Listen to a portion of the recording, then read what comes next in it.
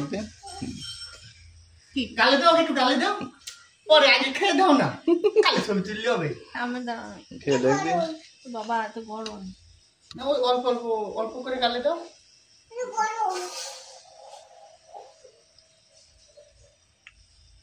কেমন হয়েছে? দারুণ। ঝাল ঝাল করেছি কিন্তু গোলমরিচের গ্রাভি তো ভালো হয়েছে, তো বোঝা যাচ্ছে।